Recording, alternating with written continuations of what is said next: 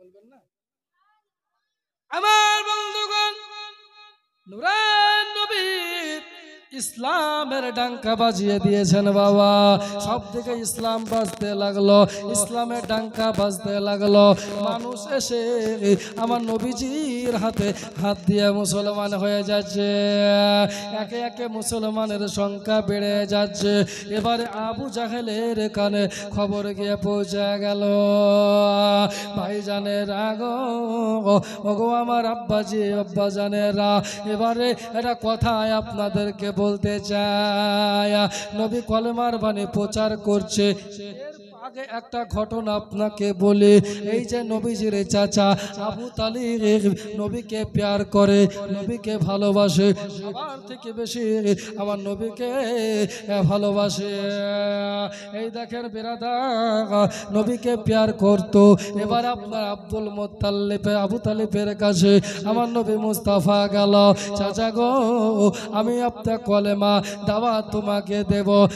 এক আল্লাহর উপরে ঈমান আনো এবং আল্লাহর রাসূল আমার উপরে ঈমান আনো। চাচা এ দুনিয়া দুনিয়া করো লাগো চাচা, এ পূজা পাঠ করে লাভ হবে না। যে নিজের জান নিজে বাঁচাতে পারে না, কাউকে মারলে কেউ যদি তাকে আঘাত করে সেটা রুখতে পারে না, ওকে মানা যাবে না। এক আল্লাহকে মানো, ওয়াহদাহু লা শারীকা লা, যার কোনো শরীক নাই। কুল হুয়াল্লাহু আহাদ, আল্লাহর কোনো শরীক নাই রে বাবা। আমার আল্লাহ এক, আল্লাহুস সামাদ, আল্লাহ কারো আপনার কেনা সমকক্ষ কেউ নাই। লাম ইয়ালিদ ওয়া লাম ইউলাদ, তিনি কাউকে জন্ম দেননি, কারো কাছ থেকে জন্ম নেননি। ওয়া লাম ইয়াকুল্লাহু কুফুয়ান আহাদ, আল্লাহর সমকক্ষ কেউ হবে না। বন্ধুরে আমার বন্ধুরে, এবারে আবু তালিবের কাছে পৌঁছে গেল। চাচা গো, ওগো চাচা যে একটা বার আপনি কলেমা পড়লেন, বলে ভাতিজা আমি সারা জীবন কলেমা পড়ে, সারা জীবন আমি তো দেবীর পূজা করে আসলাম, সারা জীবন আমি এগুলা করে আসলাম, আমি এখন কলেমা পড়ব না। নবী আমার চলে গেলেন বাবা। এবারে আবু তালিবের কাছে আবার আপনার কেনা, এবারে আবু জাহেল এসে হাজির হয়ে গেল। আবু জাহেল বাবা চলে আসলো। আবু জাহেল মক্কার বেঈমান গদ্দার কাফের বাবা। আবু জাহেল এসে হাজির হয়ে গেল। ও আবু তালিব, তুমি নাকি কলেমা পড়ছো, কলেমা পড়ে নাকি মুসলমান হবা? না না না না, আমি এখনো কলেমা পড়িনি, আমি কলেমা পড়ব না, আমি মুসলমান হব না। বলে আমাদের ধর্মকে ছেড়ে দেবা? বলে না না না, আমি তোমাদের সাথে আছি। এবারে আপনার আবু জাহেল চলে গেল। নবীর কানে খবর পৌঁছালো, ইয়া রাসূলুল্লাহ, ইয়া হাবিবাল্লাহ, নবী গো, আপনার চাচা মৃত্যু শয্যায় শায়িত হয়ে গেছে, এবারে বিছানায় পড়ে গেছে, আর লড়তে চড়তে পারে না, এবার ইন্তেকালের সময় বোধহয় চলে এসেছে, আর মনে হয় বাঁচবে না। আবার নবী বলেন, চাচা গো,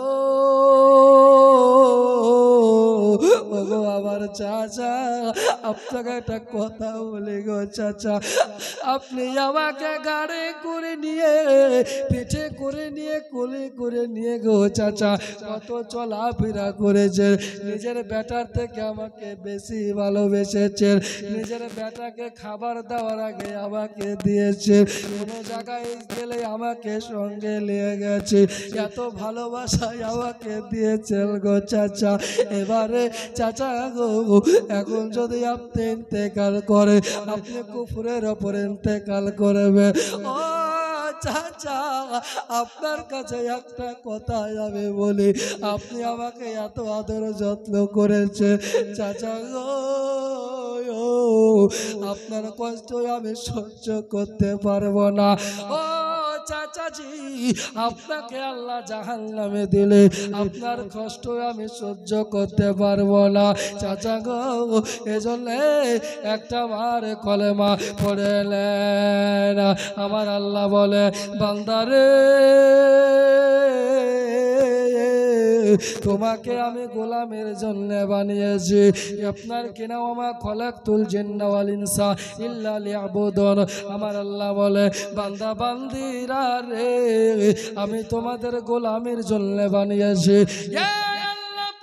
গোলামি বাদ দিয়ে আজকে আমরা দুনিয়া দুনিয়া করে পাগল হয়ে আছে। বাইরা গো, এটা করলে হবে না, একটু আল্লাহ রাস্তায় ফিরে আসতে হবে।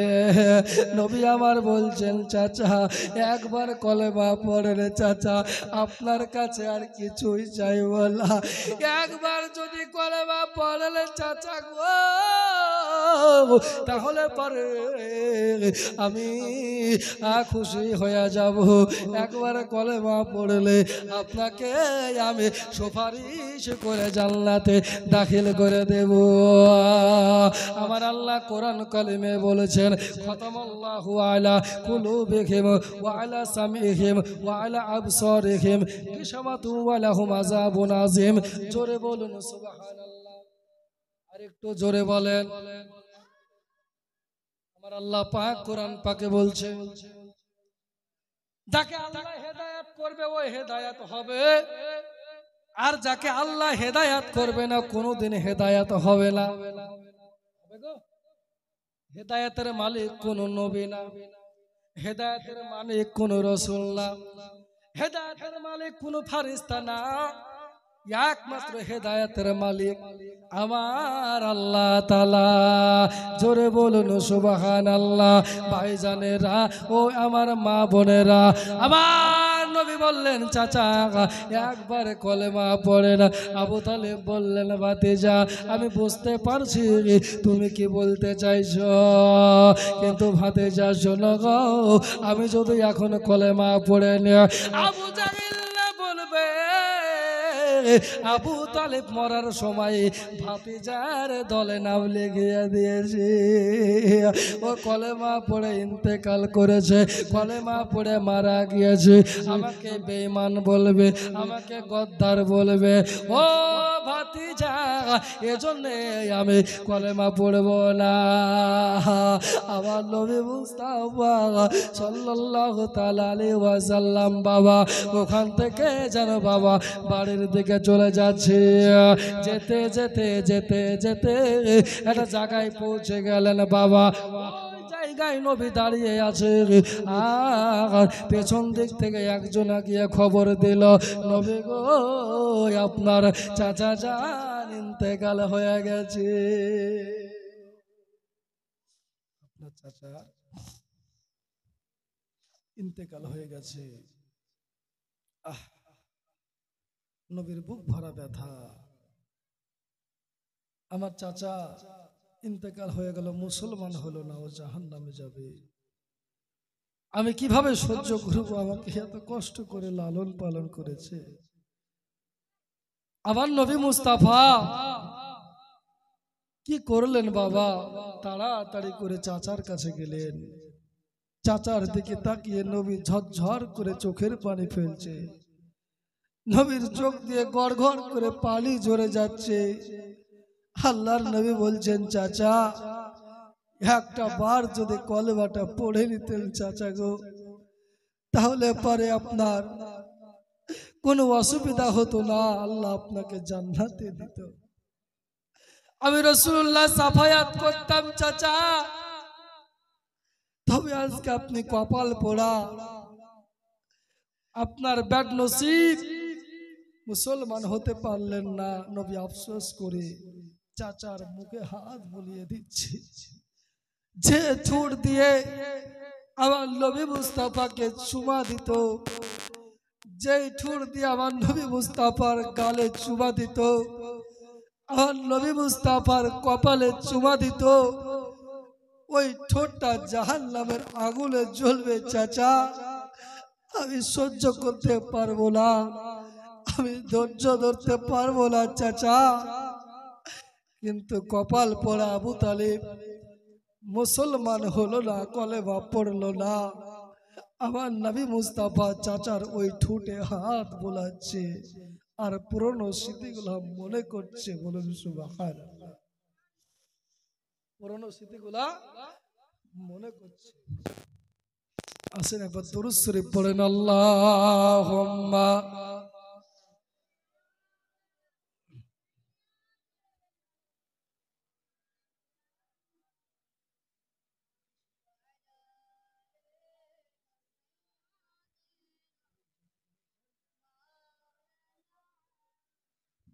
সাল্লাল্লাহু আলাইহি সাল্লাম। চাচা নবী মুস্তাফা হাত বোলাচ্ছেন, মাথা থেকে হাত বোলাতে আরম্ভ করলেন। মাথার দিক থেকে আমার নবীজি হাত বোলাতে বোলাতে বাবা মুখের কাছে এসে নবীর জবানের কাছে, নবী আমার জবানের কাছে হাতটা দিলে আর মনে করছে ঠুর দিয়ে চুমা দিয়েছ আমাকে। নবী আবার বুকের দিকে হাত দিয়ে আসলেন, বুকের কাছে এসে দাঁড়িয়ে গেছে। নবী আবার স্মরণ করে, নবীর মনে হয়ে গেল এই বুকে আমি কতবার আমার বুকে, আমার চাচার বুকে আমি লেগে গেছি। চাচা কতদিন আমাকে বুকে জড়িয়ে ধরে শুয়েছিল, চাচা আমাকে কতবার বুকে ধরেছে। চাচা আছে ইমানদার নয়, বেঈমান হয়ে মারা গেল। নবী আবার কালচে আর হাত বোলাচ্ছে বাবা। এবারে হাত বোলাতে বোলাতে নাভির কাছে আসলো, নাভি থেকে নিচের দিকে যাচ্ছে, হাঁটু পর্যন্ত হাত চলে গেল, হাঁটু থেকে একটু নিচের দিকে হাত দিয়ে দিল। এবারে আল্লাহ পাক বলছেন জিবরিল যাও নবীর কাছে চলে যাও। জিবরিল চলে আসলেন, ইয়া রাসূলুল্লাহ ইয়া হাবিবাল্লাহ, নবী গো, ও গো নূরের নবী, মায়ার নবী গো, আপনার চাচা এখনো মুসলমান হয়ে মারা যায়নি, ও তো আপনার মুসলমান হয়ে মারা গেছে, ও বেঈমান হয়ে মারা গেছে।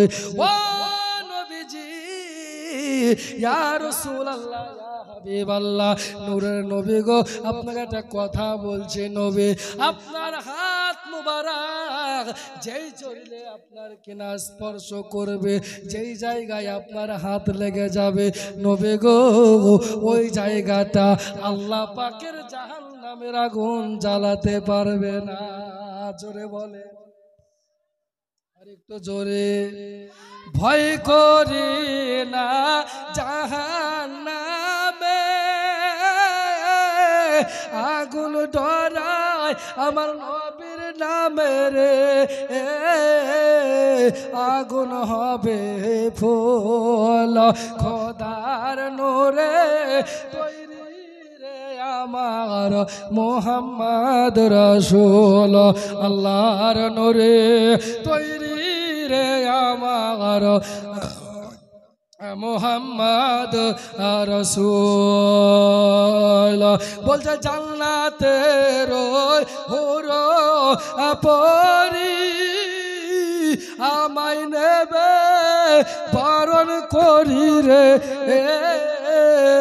গলায় পরাবে ফুল খোদার নূরে তৈরি রে আমার মুহাম্মদ রাসূল, আল্লাহর নূরে তৈরি রে আমার মুহাম্মদ রাসূল। আল্লাহুম্মা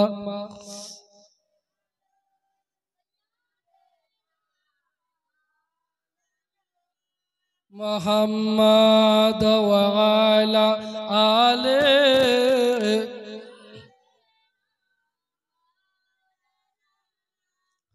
সাল্লাল্লাহু তাআলা আলাইহি ওয়াসাল্লাম। বাবা হযরত জিবরাইল চলে আসলেন, ইয়া রাসূলুল্লাহ ইয়া হাবিবাল্লাহ, নবী গো, আপনার নুরানি হাত মুবারক যেই জায়গায় লাগবে ওই জায়গাটা জাহান্নামের আগুন জ্বালাতে পারবে না।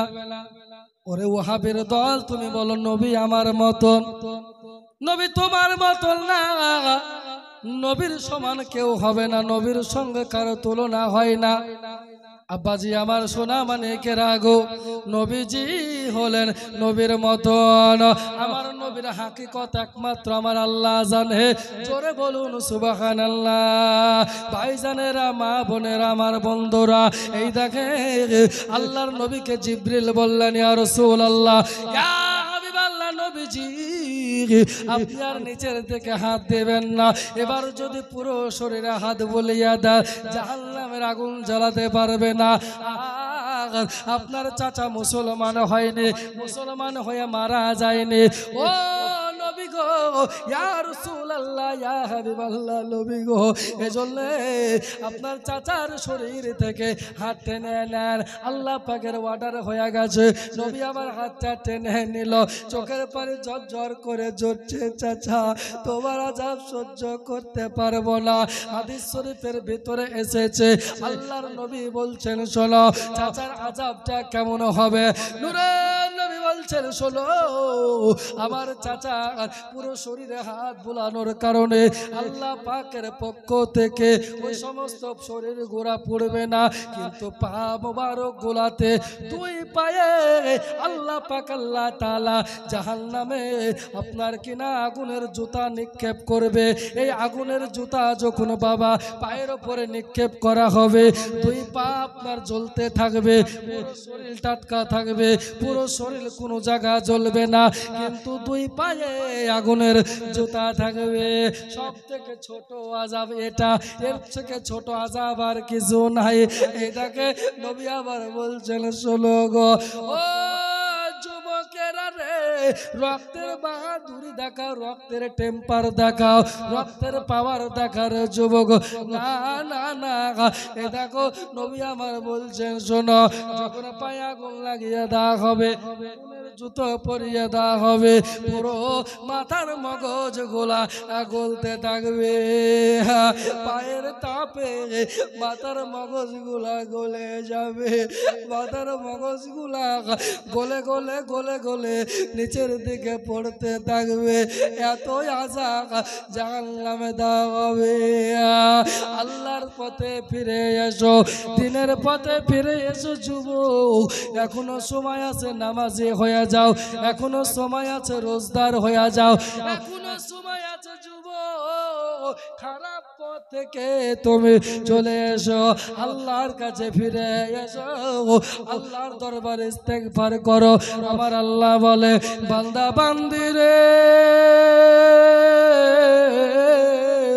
ওগো বান্দা বান্দি, তোমরা পাহাড় সমান গুনাহ করে ফেলেছো রে বান্দা, কোনো অসুবিধা নাই, আমি আল্লাহর কাছে তওবা করো, অন্তর থেকে যদি তওবা করো, আমি আল্লাহ তাআলা তোমাদেরকে মাফ করে দেব।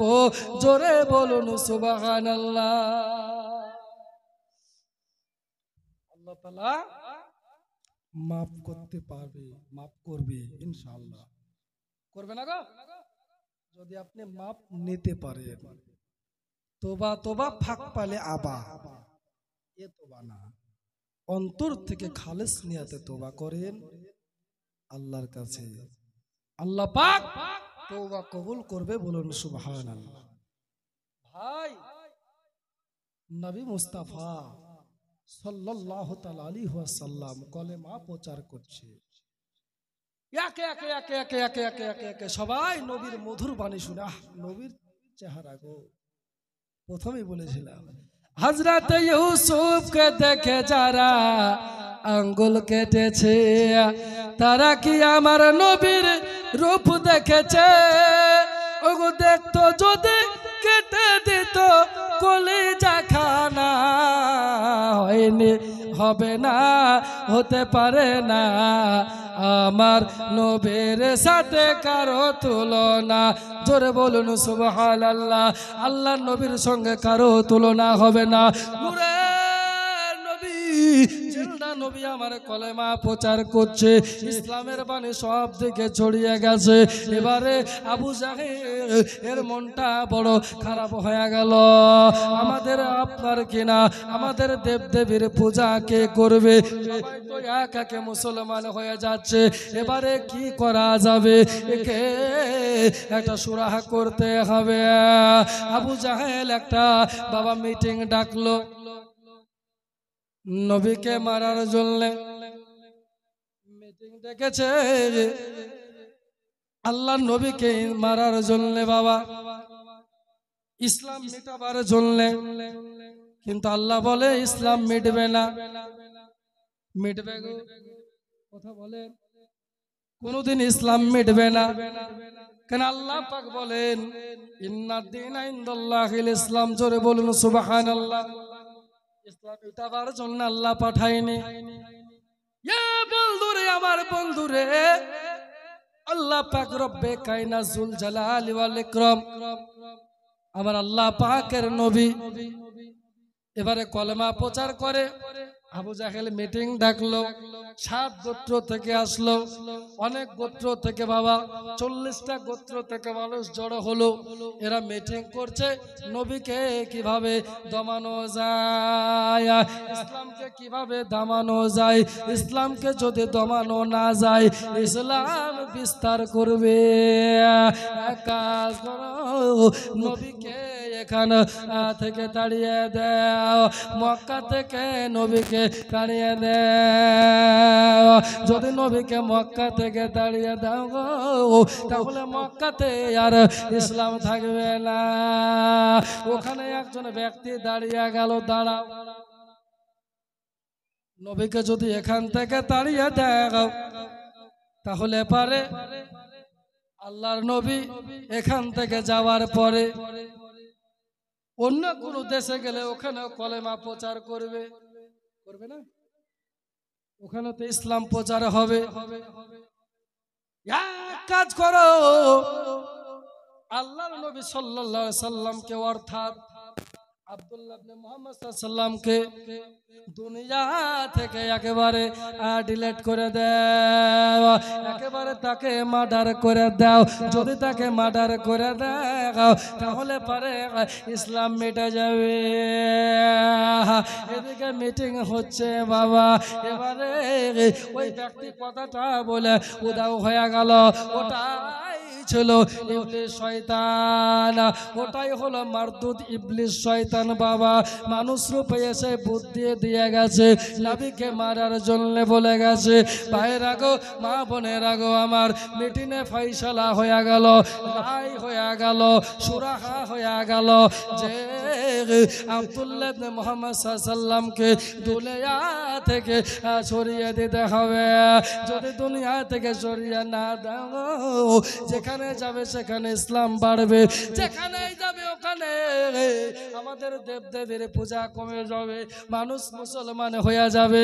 না না না, এইরকম করলে হবে না। তাড়াতাড়ি করে আমার নবী মুস্তাফাকে মেরে দিতে হবে। মিটিং করে দিয়ে বাবা সবাই আপন বাড়ি চলে গেল, বাড়ি চলে গেল। ভাই সবাই বাড়ি গেল মিটিং করে দিয়ে, আর নবী মুস্তাফা বাড়িতে আসে। আল্লাহ পাকের অর্ডার হবে, আগামীকাল হিজরত হবে। জোরে বলুন সুবহানাল্লাহ। আগামীকাল 6 দিনের জীবনী, আজকে 5 দিন হলো, কাল 6 দিন হবে ইনশাআল্লাহ। নবীর হিজরত থেকে একেবারে বদরের যুদ্ধ শোনাবো, একবারে ধারাবাহিক আলোচনা জীবনী। ভাই ও মা, বাড়ি যাবা নাকি গো? উঠছো, খিদে লেগেছে, খায় আসো নি? এদিকে কুরবানির গোশত পড়েছে জি, হ্যাঁ ফেরালছে। সুবহানাল্লাহ সুবহানাল্লাহ। আমাদের দিকে এখনো কুরবানির গোশত ফুরায়নি, হ্যাঁ ফুরায়নি হযরত। সুবহানাল্লাহ সুবহানাল্লাহ। ও এদিকে ভাষা আলাদা, শেষ হয়নি। যাই হোক, আমার কালিনী ভাই বলছে যে ফুরায়নি না, শেষ হয়ে গেছে। তা আমাদের দিকে এখনো শেষ হয়নি বা আছে, এখনো শেষ হয়নি, এখনো আছে। একদিকের ভাষা আর একদিকে ধরেন, একদিকের বুলি আর একদিকের গালি নাকি বলছেন? আপনাদের মালদা মুথাবাড়ির দিকের ভাষা হয়তো আমাদের মুর্শিদাবাদের সঙ্গে পুরোটা মিলবে না, এটা টান টুনের এদিক ওদিক হবে নাকি বলছেন? 500 টাকায় একজন চেয়েছিলাম, এই ভাষা কিন্তু টাটকা, আমারও যা বলছেন এখানে কোনো ভুল নাই। তো 500 টাকা আর একজন কেউ দিবেন না গো? 5 জন হতেন, পাক পাঞ্জাতন। এই যে আমরা বলি 5 পাঞ্জাতন, বলি না 5 পাঞ্জাতন, আসলে কি 5 পাঞ্জাতন না এর পাক পাঞ্জতন? এর মানে কি ভাই, এটা আসলে কি আপনাকে বলবো। যদি আর একজন ব্যক্তিকে 500 টাকা দেন, শুনবেন না? হ্যাঁ, আর একজন ব্যক্তিকে 500 টাকা শোনাবো আপনাদেরকে। একজন ব্যক্তি 500 টাকা দিলে পারে আপনাকে শোনাবো পাক পাঞ্জাতন কাকে বলে।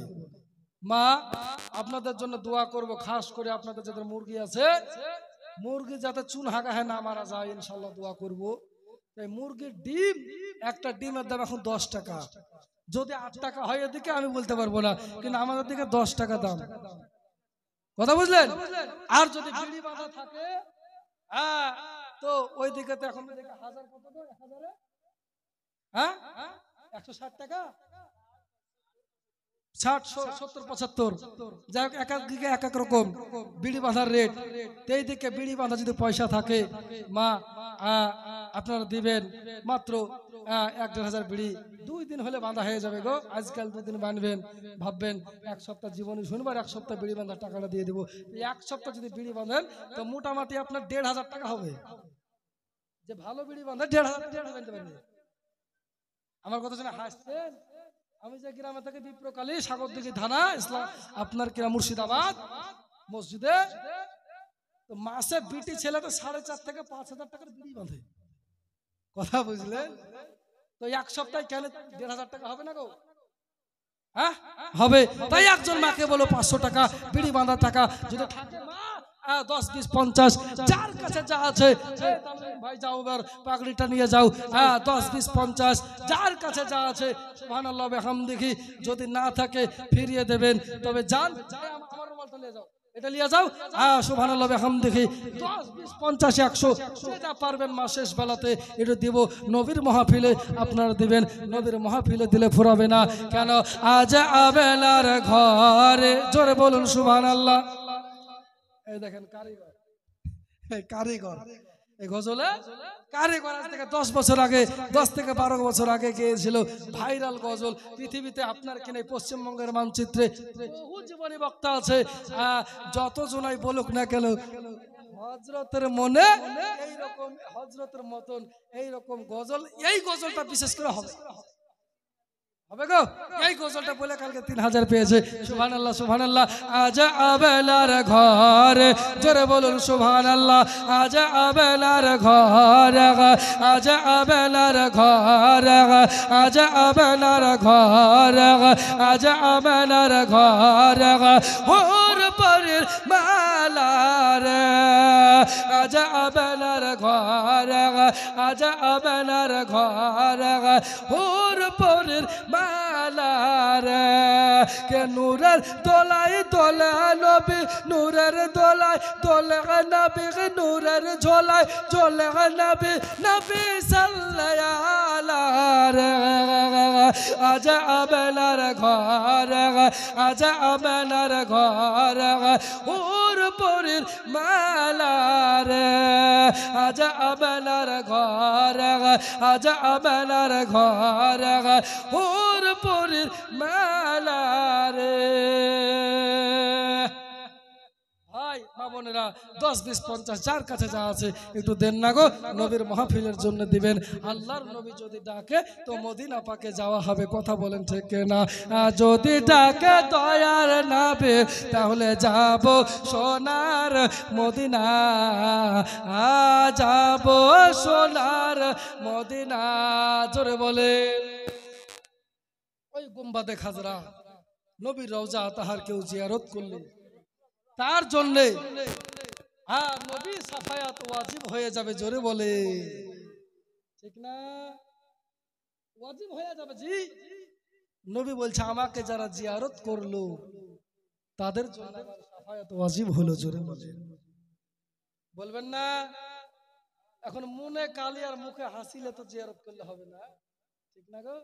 মুখে হাসি মনে কালে মুনাফিক যে জন, মিথ্যা ছাড়া সত্য কথা বলে না কখনো, মুনাফিক যে জন।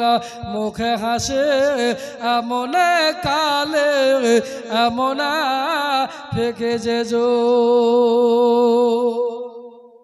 মিথ্যা কথা বলবেন না। নবী বলছেন সমস্ত গুনাহের মা বলা হয় মিথ্যা কথা। কথা কি বুঝতে পারছেন আমার? সমস্ত গুনার মা বলা হয় মিথ্যা কথাকে। আর এই মিথ্যা কথা বলা থেকে আমাদেরকে দূরে থাকতে হবে, ঠিক না গো? নবীর জীবন আদর্শ শুনে কি শিখবেন? মিথ্যা কথা বলবেন না, মিথ্যা কথা বলাও যাবে না। আব্বাজি, আমার ভাইজানেরা, আমার বন্ধুরা, তাই মিথ্যা কথা বলা যাবে না। মিথ্যার আশ্রয় থেকে দূরে থাকেন, মিথ্যার আশ্রয় নেওয়া যাবে না বেরাদা। আল্লাহ পাক আমাদের বোঝার তৌফিক দান করুক, সকলে বলি আল্লাহুম্মা আমিন। ওই গুম্বাদে খাতরা যদি নবী ডাকে তো দেখা হবে, ঠিক না? দেখতে গুম্বাদে খাজরা ডেকে নাও ইয়া রাসূল আল্লাহ। জোরে বলুন সুবহানাল্লাহ। দেখতে গুম্বাদে খাজরা ডেকে নাও ইয়া রাসূল আল্লাহ। দেখিব দুই নয়নেতে মদিনা ইয়া রাসূল আল্লাহ। দেখিতে গুম্বাদে খাজরা ডেকে নাও ইয়া রাসূল আল্লাহ। নবী সাল্লাল্লাহু আলাইহি ওয়াসাল্লামকে বাবা মারার জন্য এরা রেডি হয়ে গেল। আল্লাহর নবীর কাছেও খবর পৌঁছে গেল। নূরে নবীর কাছে পক্ষ থেকে জিবরিল চলে আসলো। বিরাদার ভাই জানেরা, ও মা বোনেরা গো আমার, জিবরিল এসে কদমে চুমা দিয়ে দিল, পায়ে চুমা দিয়ে দিল। পায়ে চুমা দিয়ে দেওয়া আমার নবীজি উঠে দাঁড়িয়ে গেল। নবী বলছে, জিবরিল কিসের জন্য এখানে এসেছো? ইয়া রাসূলুল্লাহ, ইয়া হাবিবাল্লাহ। নবী গো, আল্লাহ পাকের অর্ডার হয়ে গেছে। ইয়া রাসূলুল্লাহ, নবীজি আমার আল্লাহ পাকের অর্ডার হয়ে গেছে।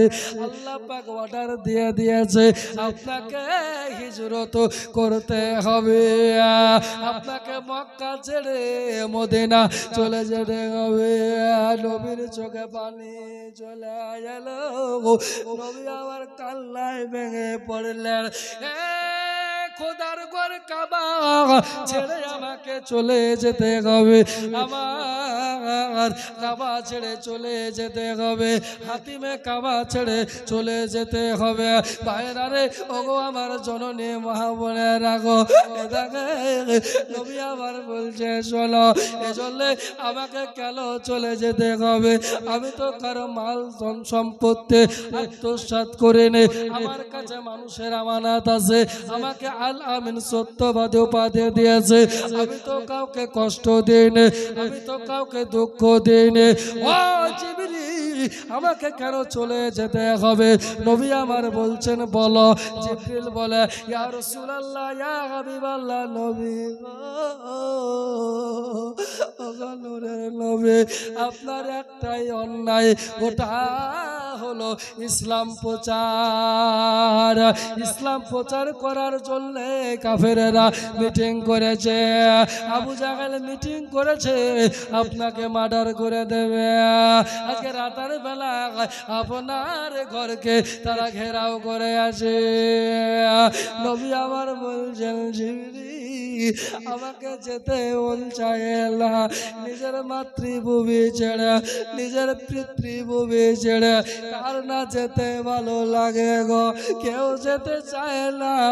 নবী আবার বলছে শোনো, আমাকে যেতে মন চায় না, কিন্তু আল্লাহর অর্ডার হয়ে গেছে, আমাকে তো যেতে হবে। ও জিবরাইল, তবে কেমন করে যাব? হাজার কাফেরে গোল করে ঘেরাও করে আছে, কেমন করে আমি বের হব?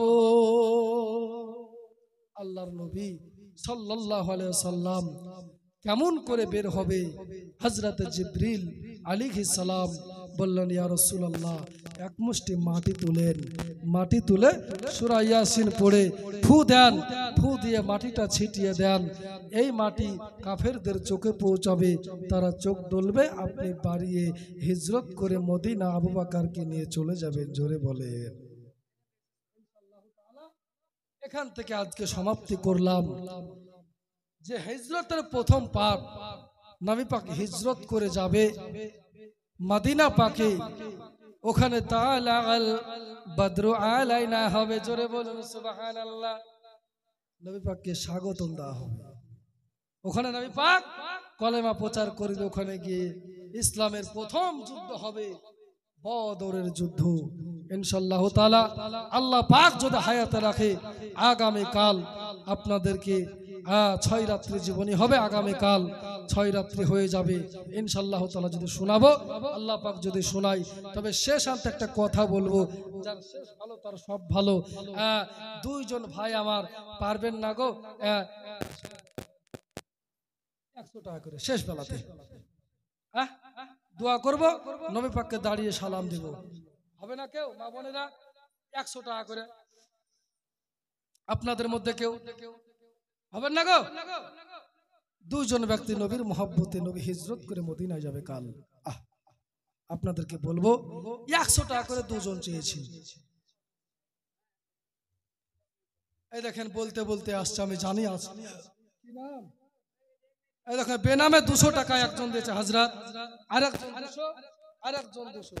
সবাই যে 200 গো চাইলাম, 100 3 দুগুণে 600। হ্যাঁ, তাহলে 3টা যে হতে হলে আর 2টা দেন 200 করে, তাহলে 5টা হয়ে যাবে 1000 টাকা।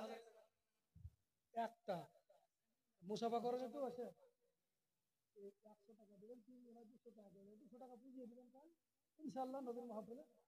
আচ্ছা, নারে তাকবীর, নারে রিসালাত। এই দেখেন 200 টাকা আমার ভাইজান আশিকে মুস্তাফা গো 200 দিবে, তাহলে 4 দুগুণে 800 হলো। আর একটা বাকি কে দিল? বেটি ছেলেতে হাইয়েস্ট দিয়েছে ফাইজ আলম, 100 টাকা দিয়েছে। তবে 200 টাকা একজন বাকি আছে, তাহলে 5টা হয়ে যাবে। আর একজন 500 টাকা ছিল। শেষ বেলাতে আখিরে দোয়া হবে, একবারে মোনাজাত করব। নবীকে সালাম দেওয়ার পরে আল্লাহ বলছেন নবীকে সালাম দাও, নবীকে সালাম না দিলে ইবাদত কবুল হবে না, নবীকে সালাম না দিলে ইবাদত কবুল হবে না। আসসালামু আলাইকা ইয়া আইয়ুহান নবী, নবীকে সালাম দিলে নামাজ কবুল হবে। জোরে বলে ঠিক না? তো নবীকে আমরা দাঁড়িয়ে সালাম দেব। আল্লাহ বলে ইন্নাল্লাহা মালাইকাতু সাল্লুনা আলান নবী, নিশ্চয় আল্লাহ পাক আল্লাহর ফেরেশতাদের নিয়ে নবীর উপরে দরুদ সালাম পড়ে, দরুদ পড়ে। ইয়া আইয়ুহাল্লাযিনা আমানু, এই ঈমান ওয়ালা ঈমানদারগণ, সাল্লু আলাইহি ওয়া সাল্লিমু তাসলিমা, তোমরা হাবিবের উপরে বেশি বেশি দরুদ ও সালাম পাঠ করো। জোরে বলেন সুবহানাল্লাহ। সালাম পাঠ করার নির্দেশ আল্লাহ পাকের, আল্লাহ পাক আমাদেরকে দিয়েছে কোরআন শরীফে। তাহলে আমরা সালাম দেব না জি? কথা বলেন দিব।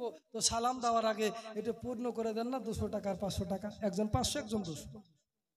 নবীকে সালাম দেব, দেরি হচ্ছে, এটা তাড়াতাড়ি করে আশিকে রাসূল গো। সুবহানাল্লাহ সুবহানাল্লাহ।